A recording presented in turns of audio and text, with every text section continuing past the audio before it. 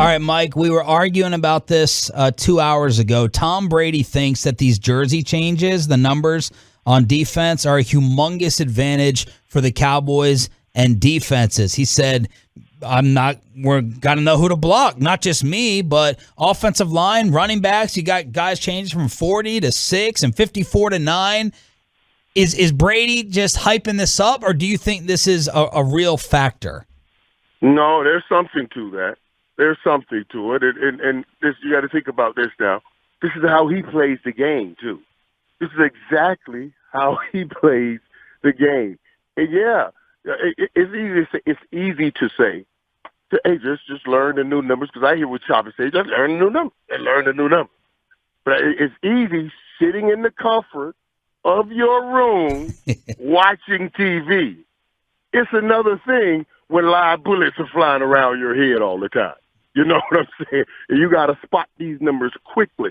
So, yes, he's telling the truth to that to some degree, and especially with the way he plays pre-snap football. I guess what I'm thinking is, like, if Tank drops back 15 yards downfield before the snap, Tom's not looking at him as a defensive lineman anymore. He's now a safety, so his number doesn't really matter, right? He's just looking at where the guys are. You can make anybody the Mike, right? The quarterback does. I understand what you mean in theory, on a macro level, but not on a micro level. Let me tell you what I mean by that. Now, if Tank falls all the way back, I feel a little more free with my throw, because Tank ain't going to recover to go and get a throw if I'm the quarterback. You see what I'm saying? Because that's a big line. If it's it's a defensive lineman as opposed to a DB.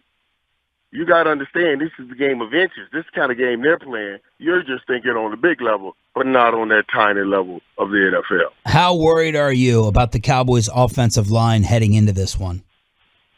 Well, yeah. I mean, Zach, man, hey, listen. Before going into this, I thought, okay, we got three of the big boys back. These meat eaters, men movers, and all we have to do is we can take a little clock, make a little play. Take a little clock, make some plays, and you'll have an opportunity. But now, that take a little clock stuff is gone. But you know what I mean? You're not going to be able to take a little clock because they got a great run defense. And then what I think will have to happen is really it falls out to the wide receivers going up against their wide receivers. You're going to need to make short passes. We got to need short passes to get the ball out of Zach's hands. But those boys got to do something with the ball when they get it. This wide receiver unit, I've heard a lot of people say, how are we going to stop Tampa's wideouts, this Cowboys defense? And I always come back with, well, how the hell are they going to stop this team's wide receivers? Because this unit is as good as anybody else's. Are we too doom and gloom with the defense and forgetting that nobody can really match up with our group of wide receivers either? Yeah, listen, I hope these guys look at this and take this as a personal challenge to mark their moment. They have people saying, and I'm talking about the Cowboys receivers. They have multiple people saying, oh, they're one of the top in the league. Take this challenge right here. Take this challenge and say, let me go beat the champs. I don't know what, you know what I mean? I want to win this game. Make no mistakes about it. I want to win this game. But I want to beat them. That's what I want. That's what I think will be, be what we need. Audacy NFL insider Michael Irvin joining us on Shan and RJ Insider Calls presented by BetQL. You were a little bit worried, like Troy was, about Dak's arm and shoulder heading in. Where do you stand with Dak now physically? Now, of course, I've talked to Dak on camera because we did an interview the other day. They played last night. I guess they'll play Thursday also. And kind of talked to him personally, and he says he's good. So, you know what I mean? I can hear things when I'm not there, but then when I talk to him and I look at him and you say you're good, I'm looking in your eyes. I'm not just hearing what you say out of your mouth. I'm trying to look down in your spirit. Like, you got a lot riding on this, but let me make sure you're okay in there. What's going on? You know what I'm saying? But he said he was good, And when I looked inside, it seemed like he's really good. So I'm anxious to see it. But yeah, I had some concerns. How long do you think it would take you to figure out whether or not he is 100% right or not while just watching this game? Man, you'll be able to see. Watch. This game's going to go so fast right now, the speed of this game, you'll be able to see. You remember, last year, beginning of the year, you saw the zip on Ben Roethlisberger's throw. Yeah. When he threw his throw. You saw zip on it. Later, you did not see that zip. And that was noticeable.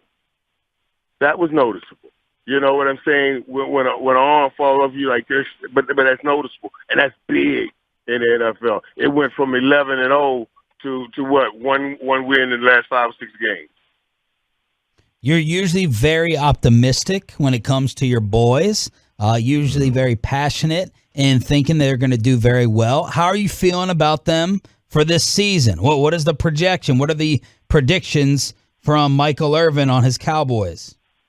Listen, I think it's just like going into last year. I thought they had a great chance and a great opportunity. Now, here it is.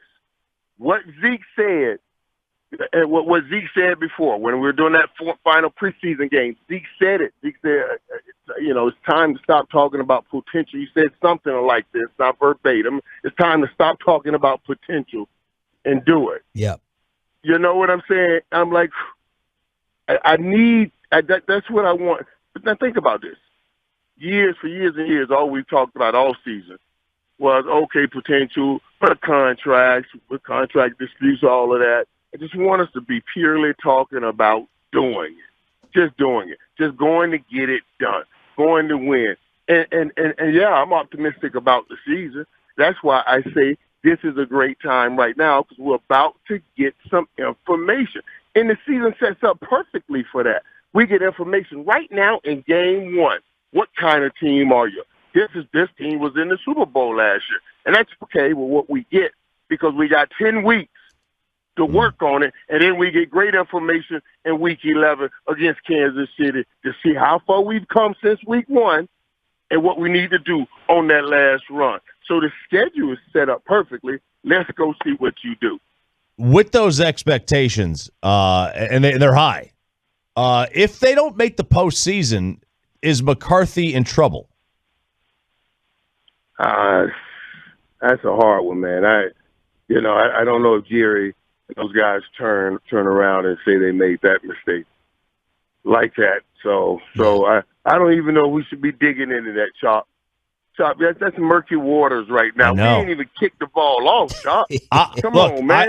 Where are you? I swim. I barely swim. I barely know how to swim. Hey, wait a minute, son. What's going on with this man? Look, man, he just trying to be a shock jock.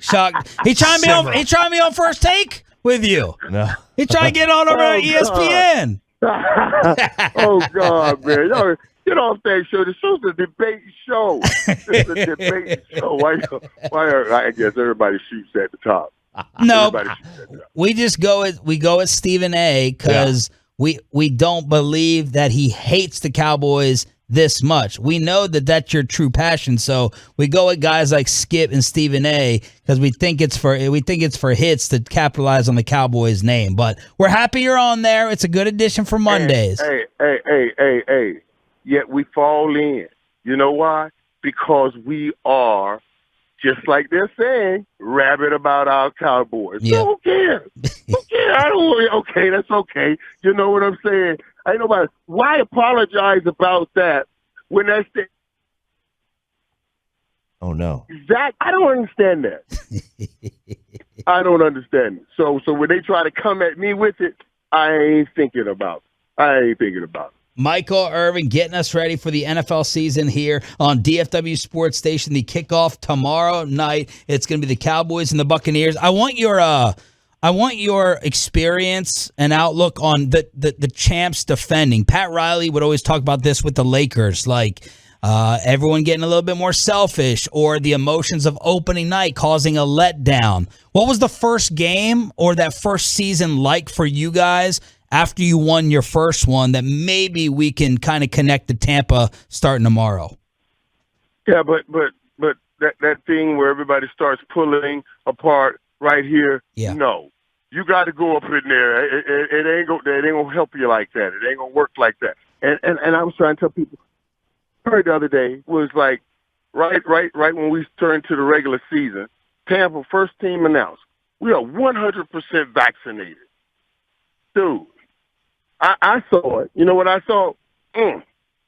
They made sure they announced it right here. They're telling everybody we are 100% in on the defense of this title. So if you come in here, don't come half-stepping, and you ain't catching us sleeping. You understand what I'm saying? Well, I do have to admit, when you first said it, it sent shockwaves everywhere.